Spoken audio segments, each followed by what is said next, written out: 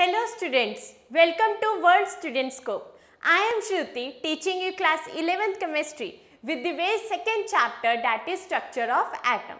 So today we are going to discuss the part 9th of our lecture of the chapter structure of atom. Right? In the previous lecture we discussed about the hydrogen spectrum. Right? हमने hydrogen spectrum discuss किया था कि उसमें जो lines आ रही थी that is Lyman, Balmer, Paschen series जो आ रही थी वो हमने डिस्कस करी थी एंड हमने एक कांस्टेंट भी डिस्कस किया था दैट इज रिडबर्ग कांस्टेंट, जिसकी हेल्प से हम कोई भी सीरीज को आइडेंटिफाई कर सकते हैं। आज के लेक्चर में अब हम शुरू करेंगे बोहर मॉडल, क्योंकि अब हमें वो सारी थ्योरी सारी चीज़ों का पता लग गया था जिसकी हेल्प से हम बोहर मॉडल को स्टडी कर सकते हैं। So let's start with the Bohr's model. आज हम डिस्कस करेंगे Bohr's model. So Bohr model of hydrogen atom, यहाँ पर भी हम जो एटम की बात करने वाले हैं वो मेनली हाइड्रोजन एटम को ही लेके चलेंगे। ऐसा क्यों? क्योंकि हाइड्रोजन का जो एटम है वो छोटा होता है बहुत साइज में, उसके पास एक ही इलेक्ट्रॉन होता है, जिस वजह से उसका जो स्ट्रक्चर है उसके बारे में जो डिस्कशन है वो करना ईजी हो जाता है। तो इसलिए बोहर ने भी हाइड्रोजन को एज ए स्पेसिफिक एलिमेंट अपना स्पेसिफिक एटम लेके चले थे। तो यहाँ पर भी जो बोहर मॉडल है वो हाइड्रोजन एटम के बेस पे है।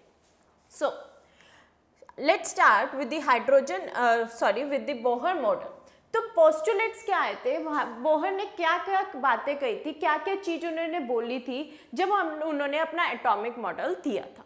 सो an atom consists of small heavy positively charged nucleus in the center and the electrons revolve around it in circular orbit। तो बेसिकली वो क्या कह रहे हैं कि जो हमारे पास एटम है, जो हमारे पास कोई भी एटम होएगा उसके बीच में तो न्यूक्लियस होएगा जिसके अंदर न्यूट्रॉन प्लस प्रोटॉन होते हैं और इसके अराउंड में सर्कुलर ऑर्बिट्स होंगे जिसके अंदर इलेक्ट्रॉन रिवॉल्व करेगा, जिसके अंदर इलेक्ट्रॉन रिवॉल्व करेगा। ये बोहर ने पहली बात बोली थी कि हमारे पास एक सेंट्रल एटम होता है जिसमें सारा पॉजिटिव चार्ज होता है, सारा पॉजिटिव चार्ज इसी में ही होगा और इसके आसपास इलेक्ट्रॉन रिवॉल्व करेंगे।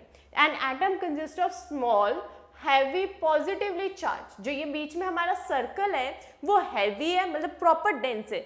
इसका मतलब कि सारा मास जो होएगा एक एटम का वो न्यूक्लियस में ही कंसंट्रेटेड होएगा। राइट? तो ये जो हमारे पास एटम है तो उसके अंदर जो न्यूक्लियस है ये डेंस होएगा, मतलब इसके अंदर सारा मास होएगा और ये पॉजिटिवली चार्ज होएगा। इसके ऊपर कौन सा चार्ज होएगा? पॉजिटिव चार्ज होएगा और जो हमारे इलेक्ट्रॉन्स है revolve around it in circular orbit और इसके आसपास सर्कुलर ऑर्बिट में इलेक्ट्रॉन रिवॉल्व करेंगे। ये बोहर ने पहली बात बोली थी।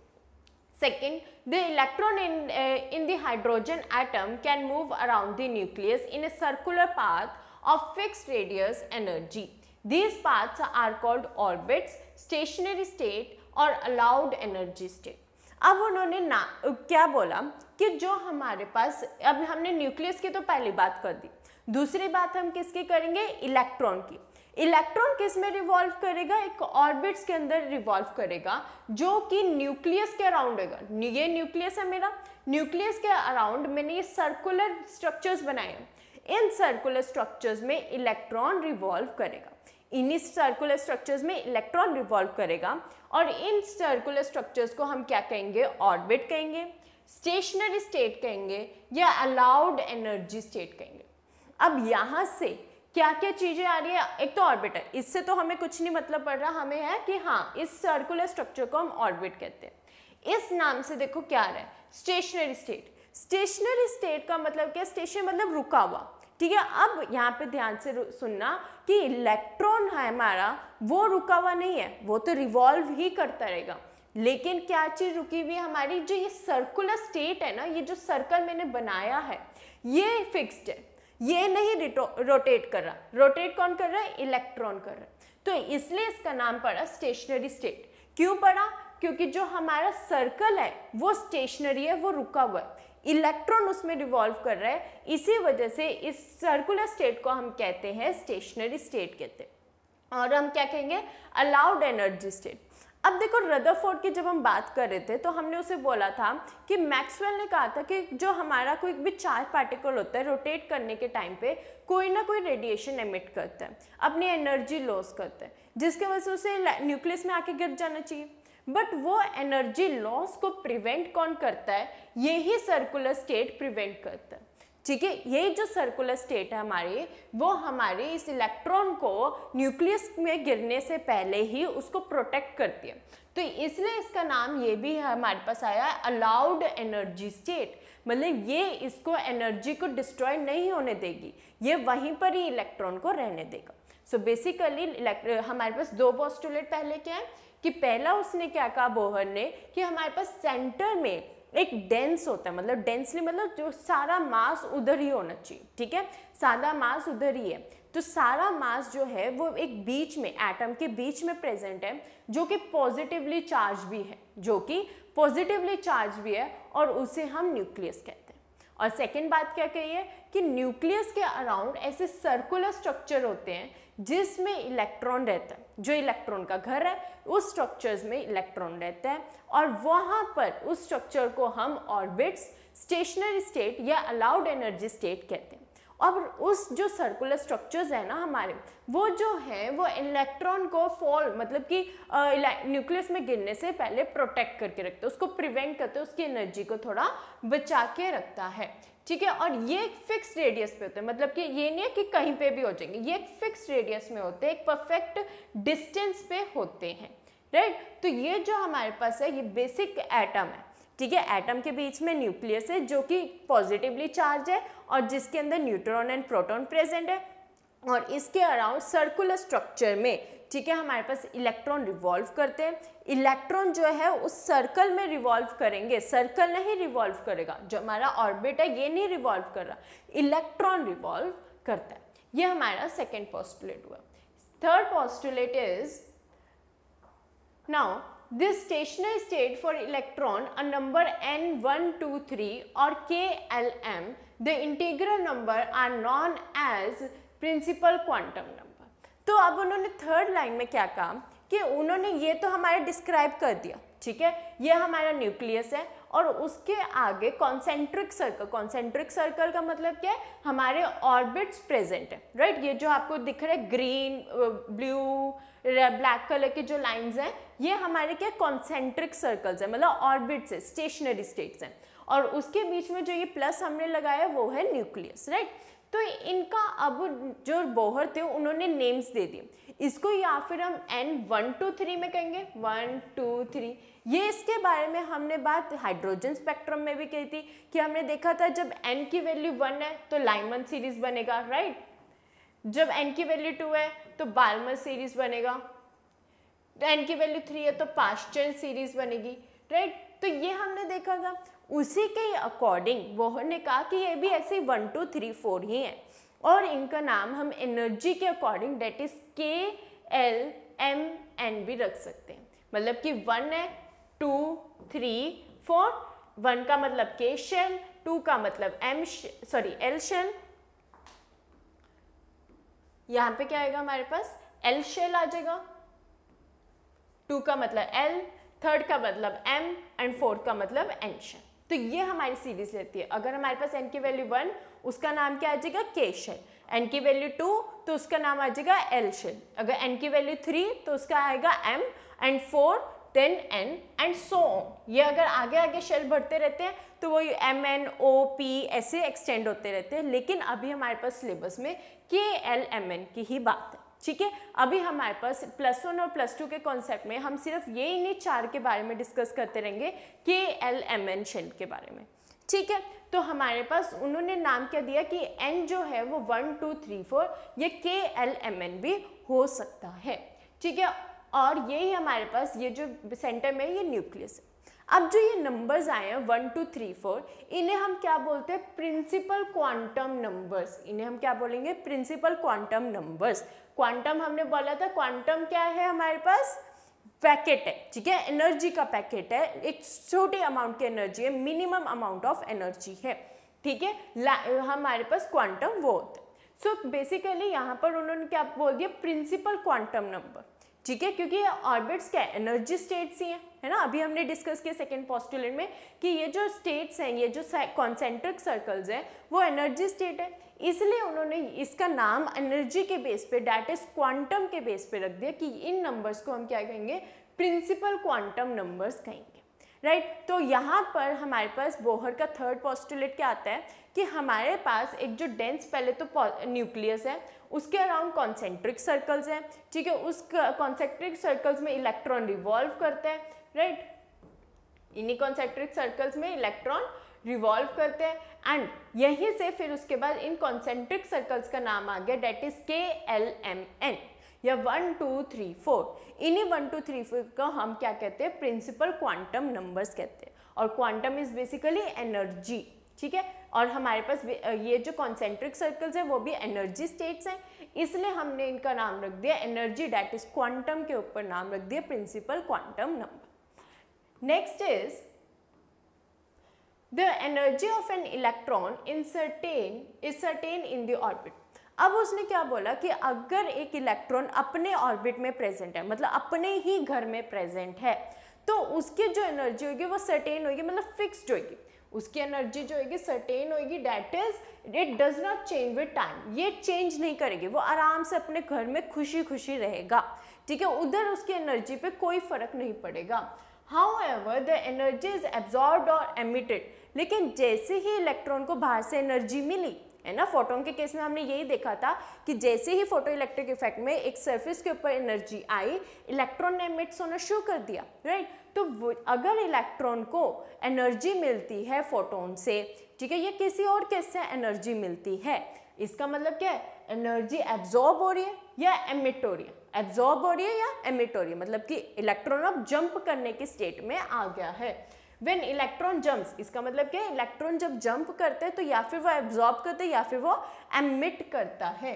The energy change does not take place in continuous manner, लेकिन यहाँ पर क्या हो रहा है, तो क्या कह रहा है वो कि अगर इलेक्ट्रॉन अपने एक स्टेट, अपने एक ऑर्बिट से दूसरे ऑर्बिट में जंप करेगा तो ही एनर्जी चेंज होगी, लेकिन अगर अपने ही स्टेट में रहेगा, अपने ही ऑर्बिट में रहेगा, तो उसकी एनर्जी पे कोई फर्क नहीं पड़ेगा। कहने का मतलब क्या है, अगर ये मेरा न्यूक्लियस है, इसके अराउंड जो है ये मेरे पास कॉन्सेंट्रिक सर्कल्स हैं, तो बेसिकली उसने बोला कि यहाँ का इलेक्ट्रॉन अगर ये अभी स्टेट 1 में ही है, अभी ये स्टेट 1 में ही है, यहाँ पर है तो ये रेस्ट पे है, सॉरी मतलब कि ये अपने एनर्जी कंजर्व्ड है इसकी यहाँ पे एनर्जी में कोई चेंज नहीं आ रहा, रेस्ट में नहीं है, सॉरी मतलब मूव कर रहा है, रोटेट कर रहा है, लेकिन एनर्जी में कोई फर्क नहीं आएगा। जब ये अपने ही ऑर्बिट में रिवॉल्व करेगा तो ये इसकी एनर्जी में कोई चेंज नहीं आएगा, लेकिन जैसे ही ये यहाँ पर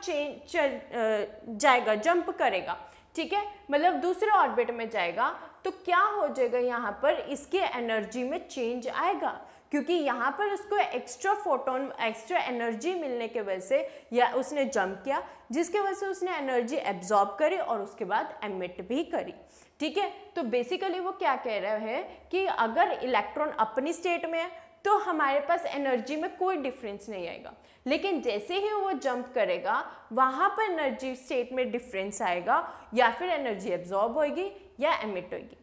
इसी वजह से अगर वो अपने इलेक्ट्रॉन अपने ही ऑर्बिट में प्रेजेंट है तो कॉन्टिन्यूस मैनर में ही हमारी जो एनर्जी है वो चेंज नहीं हो रही है, कभी कभी चेंज हो रही है, उसको जब एक्स्ट्रा एनर्जी मिल रही है तो चेंजेस आ रहे हैं, वरना कोई चेंज नहीं आ रहा है। तो मतलब कि जो एनर्जी चेंज है वो डज नॉट टेक प्लेस, मतलब कि कोई उसमें एनर्जी में चेंज नहीं आ रहे जब तक वो अपनी ही स्टेट में प्रेजेंट।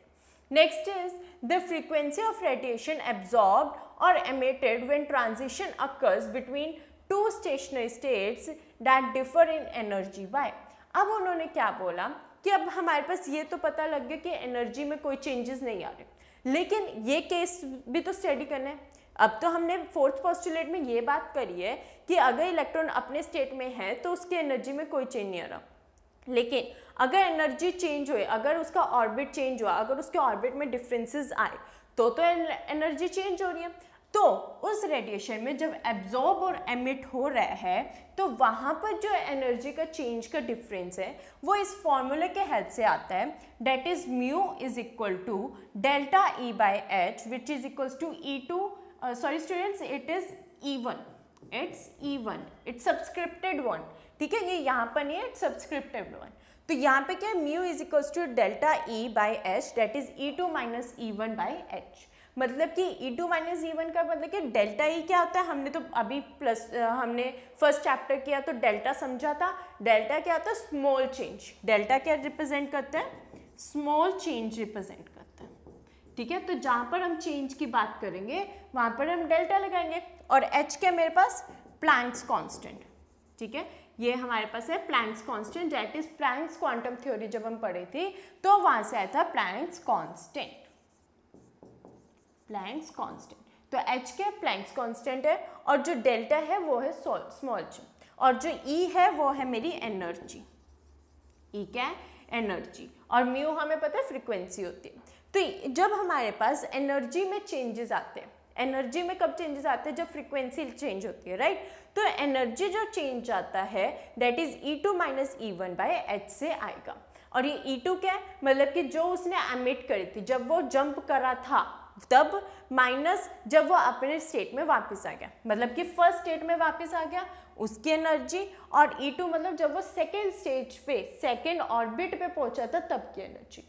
तो E2 minus E1 by H से हमारे पास एनर्जी चेंज आ जाती है कि जब उसने जंप किया था।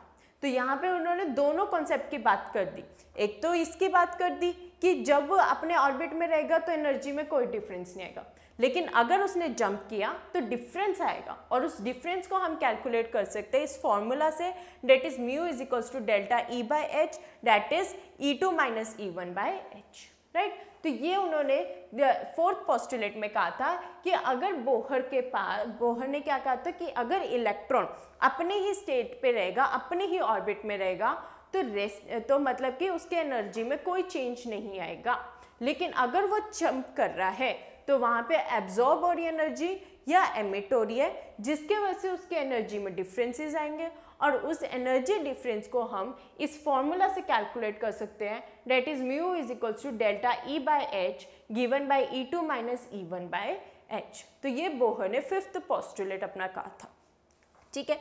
नेक्स्ट इज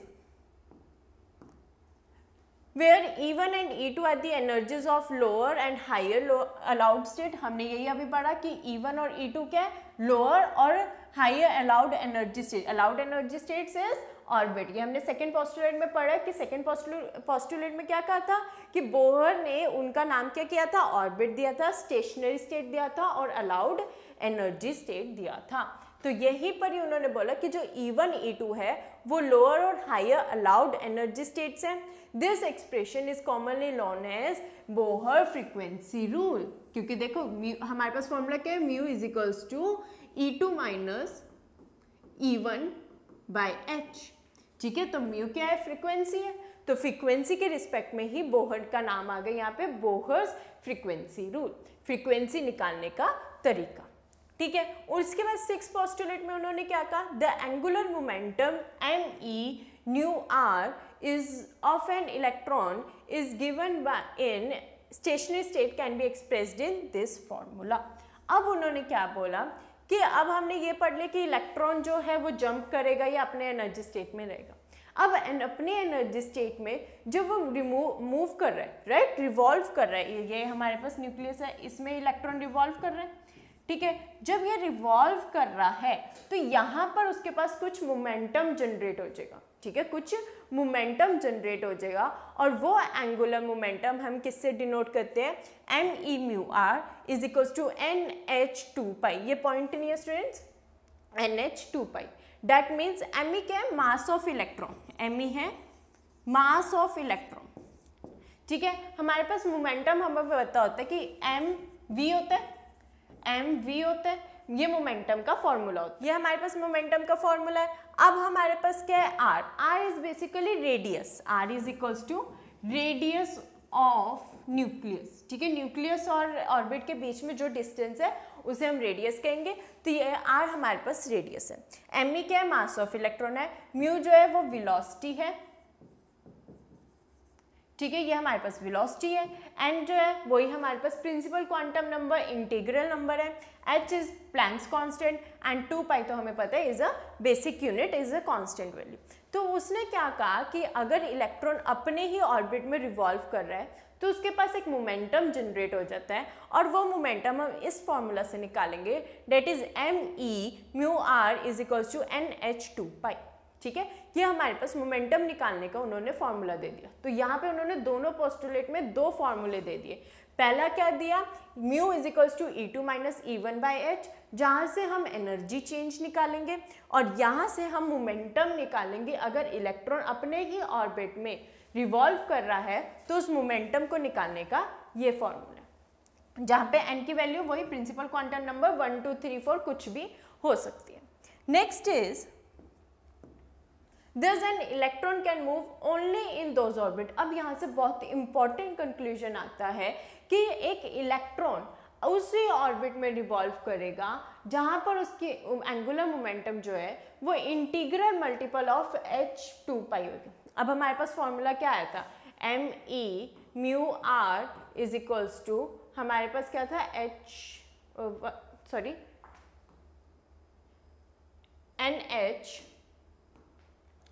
NH अपॉन 2 पाई, ये हमारे पास फॉर्मूला आ गया था। Next m/r is equals to NH upon 2 pi. तो ये जो n है ये हमारे पास क्या है, इंटीग्रल मल्टीपल है, इंटीग्रल मल्टीपल है। ठीक है, और इंटीग्रल मल्टीपल क्या होता है, 1 2 3 कुछ भी हो सकता है।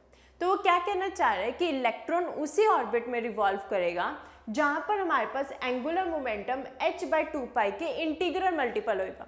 मतलब अगर n की वैल्यू 1 है तो h/2 पाई उसकी एंगुलर मोमेंटम होगी, मतलब ऑर्बिट 1 में रिवॉल्व करेगा।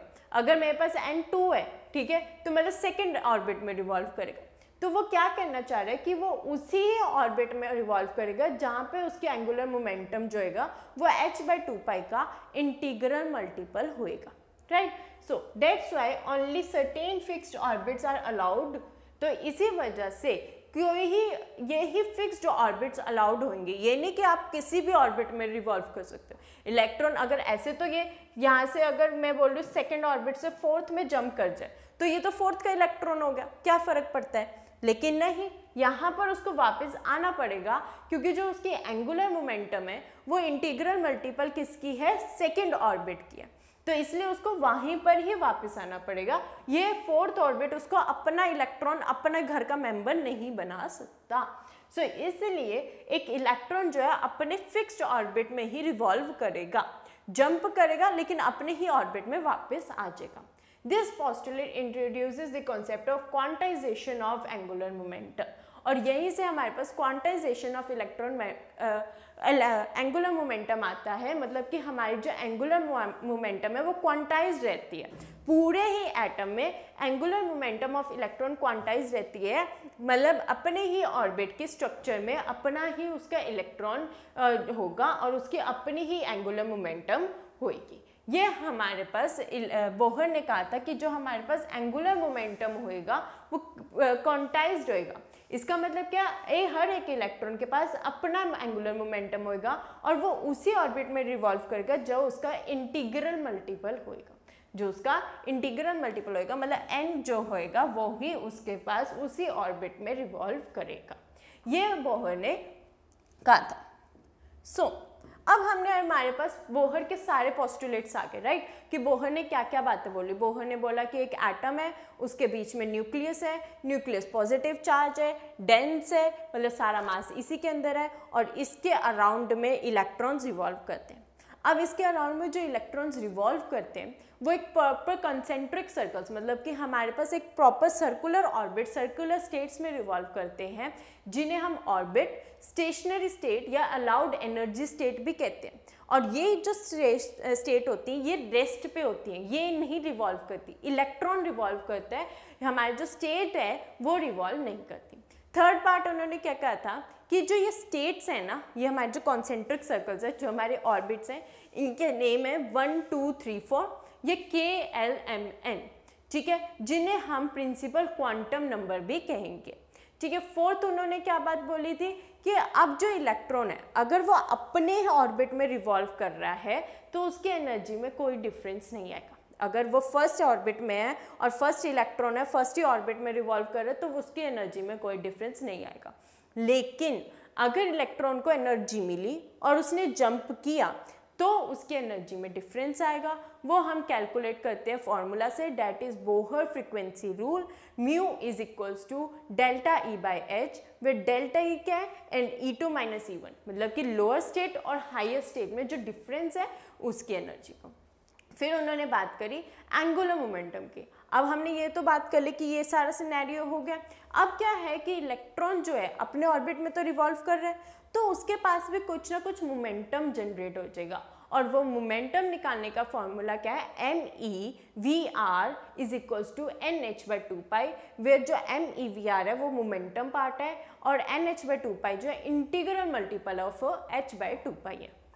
ठीक है, इसका कहने का मतलब क्या है, इलेक्ट्रॉन उसी ऑर्बिट में रिवॉल्व करेगा जहां पर उसकी मोमेंटम जो है वो इंटीग्रल मल्टीपल में होगी।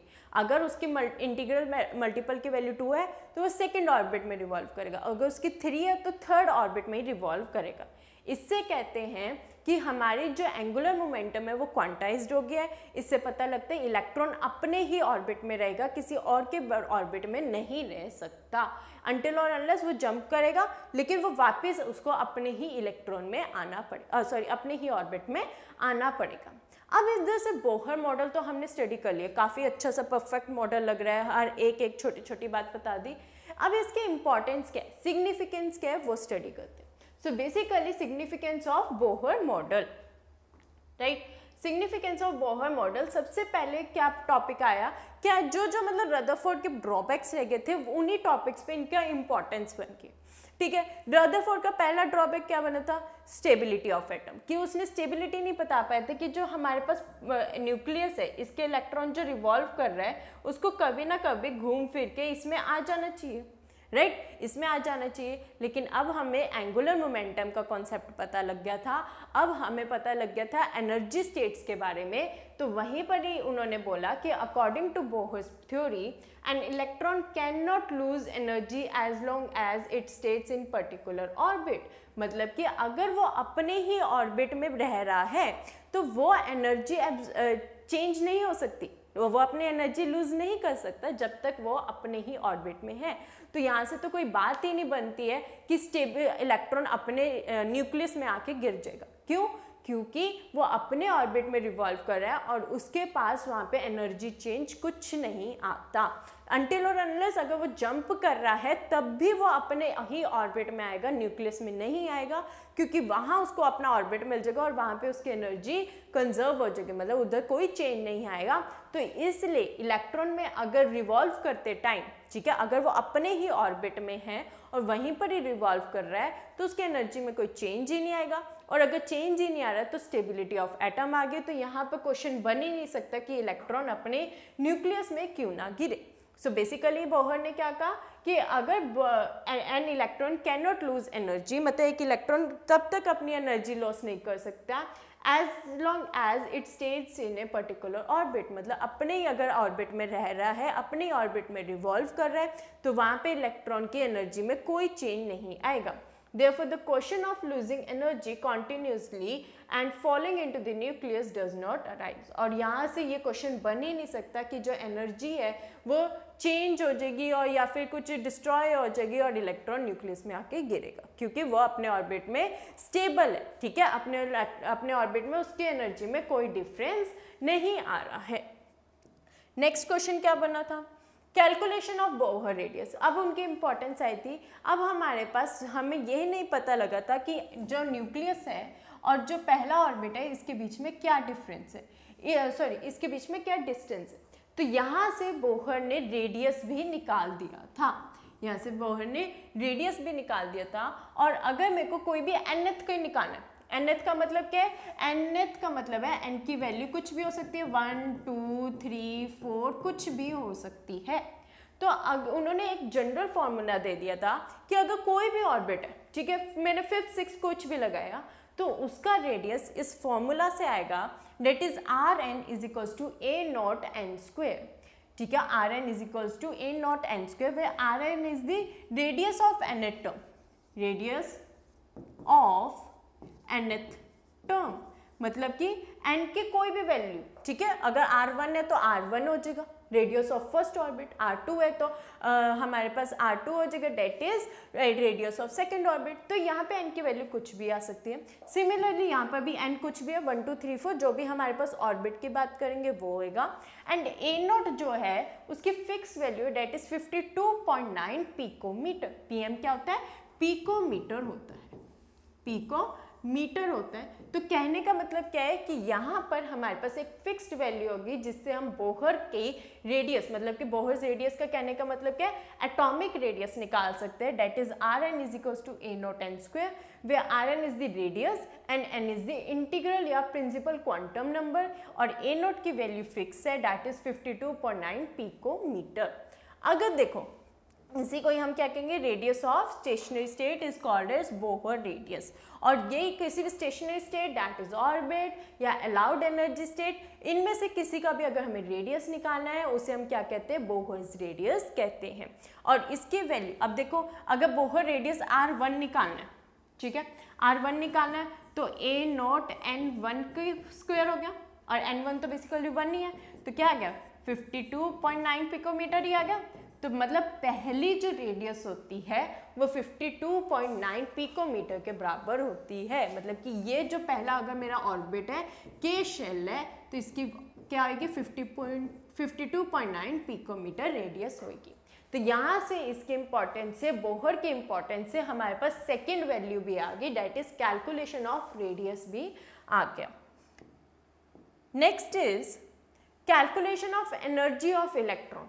अब हमने ये बात कर ली, सबसे पहले हमने एक बात करी एटम की कि पहली जो ड्रॉबैक थी कि उसको इलेक्ट्रॉन को न्यूक्लियस में आके गिर जाना चाहिए, वो डिस्कस हो गया। अब उसके इलेक्ट्रॉन मतलब कि ऑर्बिट और न्यूक्लियस के बीच का डिस्टेंस आ गया। अब हम जाते हैं ऑर्बिट में, और ऑर्बिट में क्या है, इलेक्ट्रॉन। तो अब जब वो रिवॉल्व कर रहा है उसकी एनर्जी का कैसे ही हम फाइंड आउट कर सकते हैं, इलेक्ट्रॉन की एनर्जी कैसे निकाल सकते हैं। So he considered hydrogen atom as a system having single electron। अब हमने उधर यहाँ पर बोहर ने क्या समझा कि हाइड्रोजन एटम को ले लिया जिसके पास एक ही इलेक्ट्रॉन होता है और उसके पास मास m होता है, और चार्ज कौन सा होता है, नेगेटिव चार्ज होता है, revolving in a circular orbit. और सर्कुलर ऑर्बिट मतलब न्यूक्लियस के अराउंड सर्कुलर ऑर्बिट में घूम रहा होता है। The energy of electron in the nth orbit has been found to be. अब हमने निकालना है कि nth ऑर्बिट, कोई भी ऑर्बिट में, वहां पर उसकी एनर्जी कैसे आएगी। तो वहां पे एनर्जी इस फॉर्मूला के से आती है, En is equals to minus are h 1/n square, minus are h 1/n square. Where r h क्या होता है हमारे पास, एच आर सी होता है। आर एच क्या होता है हमारे पास, यहाँ पर आर एच की वैल्यू होती है आर एच बाय सी, ठीक है, मतलब R जो है वो रेडबर्ग्स कांस्टेंट है, H जो है हमारे पास प्लैंक्स कांस्टेंट है, और C जो है वो वेलोसिटी ऑफ लाइट है। R क्या है हमारे पास, Rydberg's constant, Rydberg's constant, H जो है वो मेरे पास Planck's constant,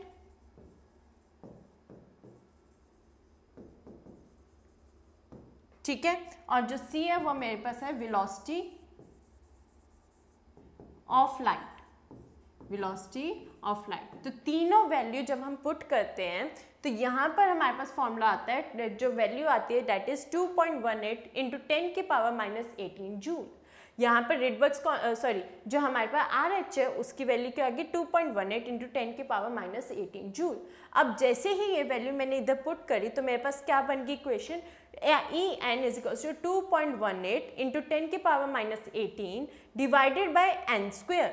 Here again n can be 1 2 3 कुछ भी हो सकता है, जूल पर एटम, जूल पर एटम। और En क्या है, मतलब कि nth ऑर्बिट में जो इलेक्ट्रॉन रिवॉल्व कर रहा है उसका मास, उसकी एनर्जी स्टेट, ठीक है। तो यहाँ से उन्होंने एक फॉर्मूला जो डोनेट कर दिया हमें, वहाँ से हमें पता लग गया कि इलेक्ट्रॉन की एनर्जी को कैसे निकाल सकते हैं।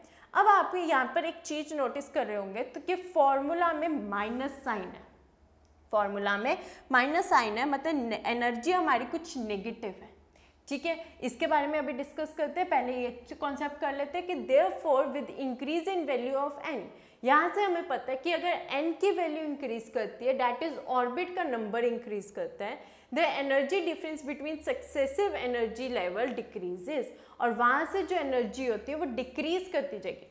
कहने का मतलब कि ये मेरे पास न्यूक्लियस है, ये मेरे पास ऑर्बिट 1, ऑर्बिट 2, ऑर्बिट 3, तो मतलब अगर इलेक्ट्रॉन यहाँ से यहाँ जंप कर रहा है तो इनके बीच में जो एनर्जी होगी और यहाँ से यहाँ तक के जो एनर्जी होगी इसकी ज़्यादा होगी, इसकी कम होगी, मतलब वो डिक्रीज करता जाता है।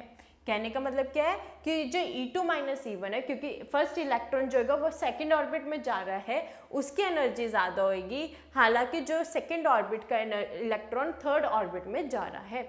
इसका मतलब क्या है कि डेल्टा E जो है वो इन्वर्सली प्रोपोर्शनल है n के, डेल्टा E जो है वो इन्वर्सली प्रोपोर्शनल है n के, मतलब n की वैल्यू इंक्रीज, ऑर्बिट की वैल्यू इंक्रीज करती जाती है, तो एनर्जी में जो डिफरेंसेस आते हैं वो कम होते जाते हैं। और इसलिए अगर आपको याद हो तो कि हमने यहाँ पर ऐसे किया था, जो हमारे पास स्पेक्ट्रल बना था हाइड्रोजन स्पेक्ट्रम, उसमें हमने देखा था कि 1 यहाँ पर था, 2 यहाँ पे था, फिर 3 में ज़्यादा डिफरेंस नहीं था, फिर 4 में और कम, फिर 5 में और कम, फिर 6 में और कम, मतलब जो हमारे पास इनके बीच का जो डिफरेंस था वो रिड्यूस होता जा रहा था, क्योंकि ये हमारे पास कॉन्सेप्ट आ रहा था कि नंबर की जो वैल्यू इंक्रीज कर रही थी उसके वजह से एनर्जी स्टेट जो थी वो डिक्रीज कर रही थी, मतलब एनर्जी की वैल्यू डिक्रीज कर रही थी। देख रहे हो आप कि हमारे पास n की वैल्यू इंक्रीज करती जा रही है और जो एनर्जी लेवल है, बीच में जो एनर्जी लेवल रह गया है वो कम हो रहा है, वो धीरे धीरे कम हो रहा है, उसके बीच में जो गैप है वो कम हो रहा है। तो यहीं से वो कॉन्सेप्ट आया था कि जो डेल्टा E जो है वो इन्वर्सली प्रोपोर्शनल है n के, मतलब ऑर्बिट का नंबर इंक्रीज करेगा तो जो एनर्जी डिफरेंस है वो डिक्रीज करती जाएगी। तो यही हमारे पास वैल्यू यहाँ पर आई है कि with increase of n there is decrease in energy level, ठीक है। अब हमारे पास यहाँ पे कॉन्सेप्ट आता है कि हमने क्वेश्चन में देखा कि हमारे पास फॉर्मूला में माइनस साइन है, माइनस साइन है, ये मेरे पास फॉर्मूला था, ठीक है, ये मेरे पास फॉर्मूला था, तो यहाँ पर मेरे पास नेगेटिव साइन है। अब ये नेगेटिव साइन क्या कह रहा है? This is because the energy of electron in the atom is lower than the energy of free electron at the rest. अब हमने एक बात करी थी कि जो इलेक्ट्रॉन अगर अपने ऑर्बिट में रिवॉल्व कर रहा है, ठीक है, तो उसकी एनर्जी में कोई चेंज नहीं आ रहा, तो उसकी एनर्जी क्या है? स्ट्रॉन्ग है, ठीक है। लेकिन अगर वो जंप कर रहा है और उसकी एनर्जी में जो डिफरेंस आ रहा है तो वहाँ पे वो थक रहा है। फॉर एग्जांपल अगर हम भी कहीं ट्रैवल करते हैं तो हम लोग जाते हैं फिर आते हैं तो हम थक जाते हैं, लेकिन अपने घर में आके बिल्कुल सेफ एंड अच्छा फील करते हैं, राइट। तो वही बात यहाँ पे इलेक्ट्रॉन की भी की जा रही है कि जब इलेक्ट्रॉन अपने ही ऑर्बिट मतलब अपने घर में रिवॉल्व कर रहा है तो उसकी एनर्जी में कोई डिफरेंस नहीं आ रहा, लेकिन जब वो ट्रैवल करके वापस आ रहा है तो उसकी एनर्जी में डिफरेंस आ रहा है। और जब वो अपने स्टेट में है, अपने ऑर्बिट में, तो उसकी एनर्जी स्टेबलाइज है, स्ट्रॉन्ग है।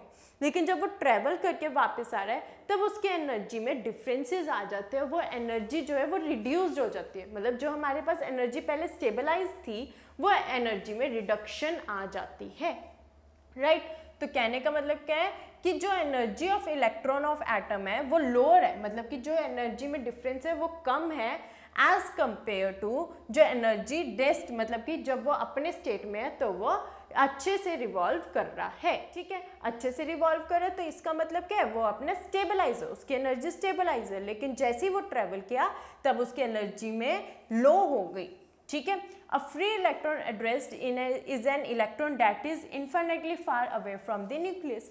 अब ये समझो हमने बात करी थी कि ये न्यूक्लियस है, न्यूक्लियस के आगे कॉन्सेंट्रिक सर्कल्स है और उसके बीच का जो हमने डिस्टेंस देखा था वो था 59, राइट। इतना बड़ा हमारे पास डिफरेंस आया था पिकोमीटर्स के केस में, तो हमारे पास क्या है, इतना ज़्यादा दूर है इलेक्ट्रॉन। अब जब वो फ्री इलेक्ट्रॉन है, जब वो अपने इधर हमारे पास एक न्यूक्लियस है और उससे बहुत दूर है इलेक्ट्रॉन, फ्री स्टेट में है, तो इनके बीच में जो स्ट्रॉन्गनेस है, जो इलेक्ट्रोस्टैटिक फोर्स है वो रिड्यूस हो जाएगी। इनके बीच में जो फोर्स ऑफ अट्रैक्शन है वो रिड्यूस हो जाएगा, मतलब टू दी नेग्लिजिबल हो जाएगी, क्योंकि न्यूक्लियस ने क्या उसको फ्री कर दिया, तो जा, ठीक है। तो उसके साथ कोई अट्रैक्शन नहीं रही न्यूक्लियस की। अब मैथमेटिकली देखा जाए कि जब मेरे पास ये है वैल्यू और मेरे पास ये इतना दूर है, तो अगर n की वैल्यू 0 हो रही है तो ऑब्वियसली en भी कहीं ना कहीं infinite that is approximately to 0 जा रहा है, ठीक है। तो en जो होगा वो बहुत ही बड़ा होगा क्योंकि डेल्टा en क्या है, इन्वर्सली प्रोपोर्शनल टू n है। अगर ये चीज़ 0 में जा रही है और हमें पता है कि 1/0 टू दी इन्फिनिटी होता है, इन्फिनाइट जाता है, तो अगर वो वैल्यू इन्फिनिटी जा रही है तो en की वैल्यू बहुत बड़ी हो रही है, बहुत ज़्यादा बड़ी हो रही है एंड मोर नेगेटिव, और इसी वजह से ज़्यादा नेगेटिव होती है। इसलिए ही हम नेगेटिव साइन अपलोड करते हैं क्योंकि यहीं से वो नेगेटिविटी आती है। और सबसे ज़्यादा नेगेटिविटी कब आती है, जब n की वैल्यू 1 हो। जब n की वैल्यू 1 हो तो बहुत ज़्यादा नेगेटिव एनर्जी स्टेट बन जाती है। इस वजह से हम फॉर्मूला में माइनस साइन लगाते हैं। नेक्स्ट इज, अब हमारे पास ये टॉपिक आ गया, ठीक है, अब हमने डिस्कस कर लिया। अब हमारे पास क्वेश्चन अराइज हुआ कि जो हमने हाइड्रोजन स्पेक्ट्रम बनाया था, क्या वो बोहर का मॉडल स्पेसिफाई कर सकता था? क्या बोहर हमें बता सकता था कि वो ही जो हमने रिडबर्ग्स कांस्टेंट की वैल्यू निकाली थी, that is 1/λ is equals to r into 1/n1 square minus 1/n2 square, क्या अब यही फॉर्मूला बोहर मॉडल यूज करके आ सकता है? तो चलो उसको डिराइव करते हैं। अब मेरे पास क्या वैल्यू होती है, एक एनर्जी जब ट्रांसफर हो रहा है, जब एनर्जी ट्रांसफर हो रही है तो हमारे पास क्या फॉर्मूला होता है, डेल्टा ई, मैं इसको कैसे लिख सकती हूँ, ई एफ माइनस ई आई। ई एफ माइनस ई आई मतलब फाइनल पोजीशन पे क्या आया और इनिशियल पोजीशन पे क्या था, ये लिख सकते हैं। और अभी हमने पढ़ा कि इस ई को हम कैसे निकाल सकते हैं, ई को कैसे निकाल सकते हैं हम, माइनस आर एच अपॉन में एन स्क्वायर करके, minus R H upon n square करके हम इसकी ई की वैल्यू निकाल सकते हैं, राइट। तो अगर मैं इसको बोलूँ कि अगर मैंने ई एफ निकालना, अगर मेरे पास ई एफ निकालना है तो क्या लिखेंगे, minus are h n F का होल स्क्वायर, राइट। और अगर ई आई निकालना है तो क्या लिखेंगे, माइनस आर एच, क्योंकि देखो आर एच तो कांस्टेंट है तो ये तो नहीं चेंज होएगा, डिवाइडेड बाय एन आई का होल स्क्वायर।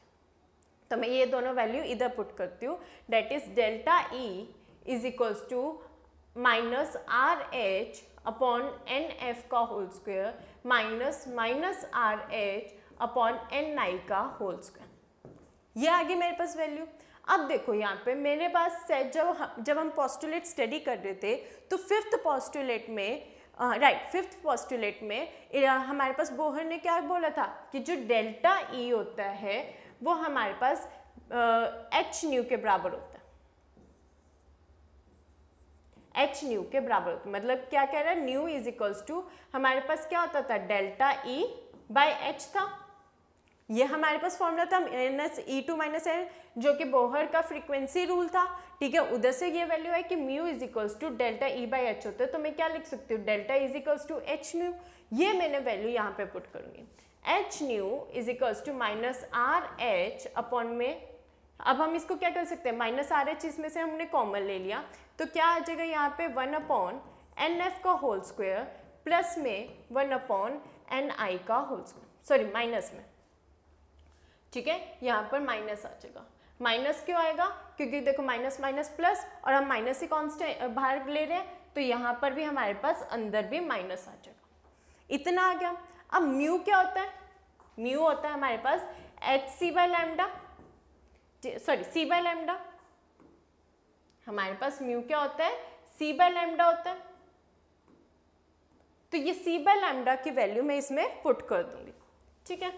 तो मेरे पास वैल्यू आ जाएगी C by lambda, H C by lambda is equals to R H minus में 1/nf का होल स्क्वायर माइनस 1/ni का होल स्क्वायर, ये आ गया, ठीक है। अब हम क्या लिख सकते हैं, ये जो सी बाय लैम्डा है मैं इसको एच और सी को यहाँ पे ले जाऊँ तो 1/λ is equals to R H upon H C, ठीक है, 1/nf का होल स्क्वायर माइनस, यहाँ पे माइनस का साइन है, 1/ni का होल स्क्वायर, राइट, ये आ गया। अब मैंने इसकी वैल्यूज पुट कर देती हूँ। आर एच की वैल्यू क्या आई थी, ये आई थी 2.18, इंटू 10 की पावर -18, H की वैल्यू होती है 6.626 इंटू 10 की पावर -34, और C होता है दैट इज हमारे पास वेलोसिटी ऑफ लाइट 3 इंटू 10⁸, ठीक है। और इस माइनस को अब मैं अंदर ले रही हूँ, तो इस माइनस को अगर मैं अंदर लूँ तो क्या आ जाएगा 1/ni का स्क्वायर माइनस 1/nf का होल स्क्वायर आ जाएगा, ठीक है। अब क्या हो जाएगा, इसकी वैल्यू जैसे ही मैं सॉल्व करती हूँ तो ये जो वैल्यू होती है वो हमारे पास वैल्यू आती है 109,667 इंटू 1/ni का स्क्वायर माइनस 1/nf का स्क्वायर इज इक्वल टू 1/λ।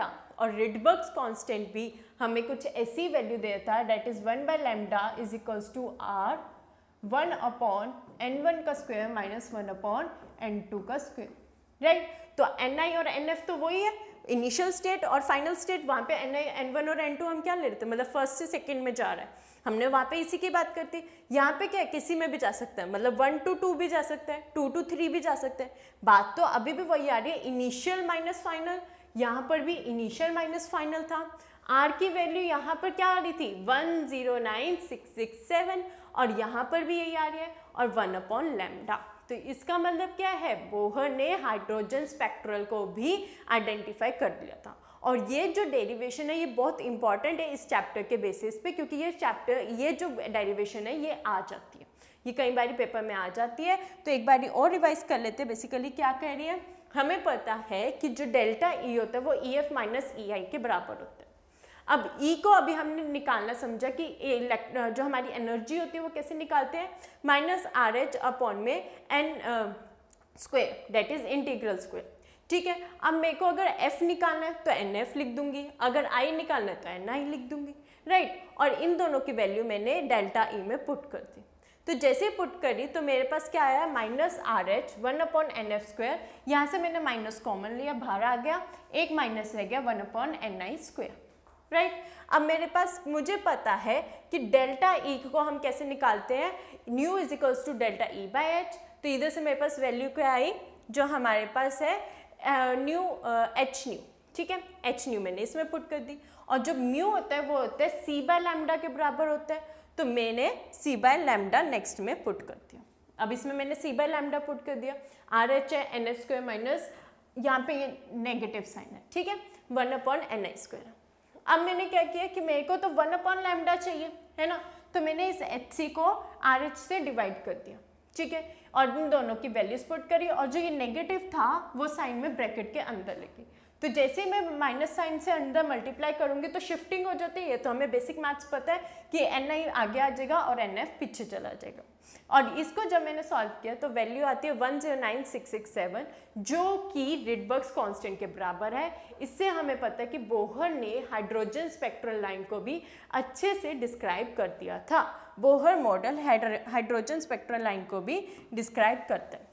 तो आज हमने बोहर मॉडल की पूरी डिटेल स्टडी कर लिया, हर एक टॉपिक अच्छे से पढ़ लिया, इसकी डेरिवेशन भी कर लिया। नेक्स्ट लेक्चर में अब हम देखेंगे कि बोहर जो मॉडल था, बोहर मॉडल तो आ गया बट उसकी लिमिटेशंस क्या आएंगी और उधर से आगे क्या कॉन्सेप्ट बनेगा एटम के लिए, ठीक है। तो आई थिंक आज का लेक्चर आपको बहुत इंपॉर्टेंट था और ये बहुत अच्छे से क्लियर हो गया होगा। So we'll meet you in the next lecture, students. Thank you from the World Students Co.